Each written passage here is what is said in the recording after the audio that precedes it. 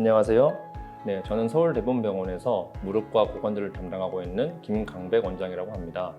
오늘은 인공관절 수술 시기를 놓칠 경우 환자와 의사가 마주할 수 있는 어려움이란 주제 중에서 특히 골결손에 대해서 이야기를 해보고자 합니다.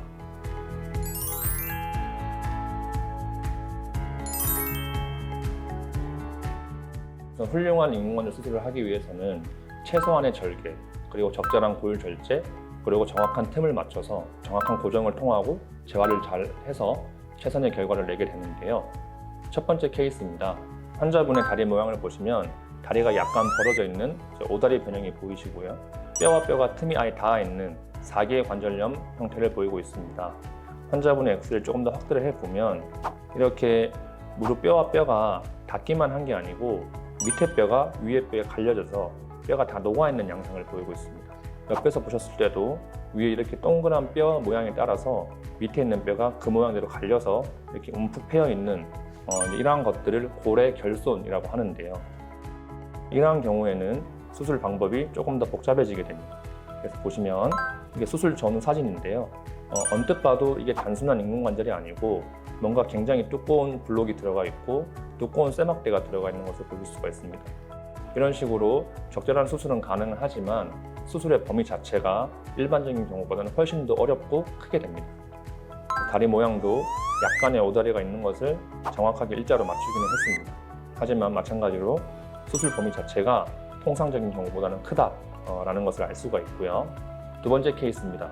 첫 번째와 마찬가지로 똑같이 다리가 약간 벌어져 있고 무릎을 확대를 해보면 뼈와 뼈가 맞닿아서 양측 다 4개의 관절염을 보이면서 옆에서 보았을 때는 이렇게 뼈가 뒤쪽에 다 갈려있는 양상을 보입니다. 근데 이분은 그거에 더해서 MRI를 보시면 이 아래쪽 뼈는 이미 다 갈려있는 걸 확인했지만 위쪽 허벅지 뼈에 굉장히 큰 구멍이 있는 것을 볼 수가 있습니다. 사실 이 정도 크기의 결손은 1년에 한 번 볼까 말까 하는 정도로 굉장히 드문 케이스시거든요. 그래서 실제 수술방에 들어가면 이렇게 커다랗게 구멍이 뻥 뚫려 있는 이런 양상의 결손을 볼 수가 있고, 마찬가지로 이분도 우측의 경우에는 결손이 심하지가 않아서 일반적인 인공관절로 수술을 했지만 좌측의 경우에는 허벅지 뼈와 정강이 뼈에 이렇게 두꺼운 금속 블록을 넣은 이러한 것이 재수술 기구를 사용을 하는 것이거든요. 이러한 재수술 기구는 아무래도 수명이 1차 수술 기구보다는 떨어질 수밖에 없고 수술 자체가 굉장히 크기 때문에 사실 환자에게도 의사에게도 굉장히 부담이 됩니다. 네, 제가 앞서서 훌륭한 인공관절 수술에 대해서 말씀을 드렸는데요. 이런 식으로 심한 골결손이 있으면 우선 재수술 기구를 써야 되기 때문에 그 절개 자체가 굉장히 커지게 됩니다.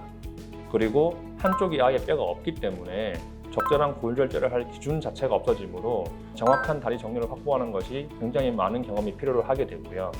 또한 그 사이에 대칭적인 틈을 만들어서 적절한 베어링을 삽입을 해야 되는데 마찬가지로 한쪽에 뼈가 다 녹아서 없기 때문에 그런 적절한 틈을 맞추는 것도 술자의 경험에 전적으로 의존을 하게 됩니다. 그리고 한쪽에 뼈가 마찬가지로 없기 때문에 그쪽에다 고정을 할 수가 없어서 두꺼운 쇠막대를 넣어서 허벅지 뼈에 고정을 하는 것이고, 즉 인공관절의 튼튼한 고정도 조금은 더 힘들게 됩니다.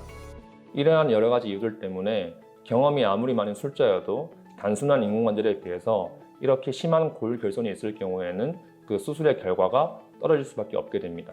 따라서 불필요한 수술을 하는 것은 당연히 피해야겠지만 수술이 필요한 경우에 너무 시간을 많이 끌게 되어 이러한 심한 골결손이 있게 되면 그 수술 결과가 떨어질 수가 있기 때문에 반드시 담당 주치의와 상의를 하셔서 적절한 시점에 수술을 하는 것이 좋겠습니다. 제가 오늘 준비한 내용은 여기까지고 다음번에도 더 유익한 내용으로 찾아뵙도록 하겠습니다.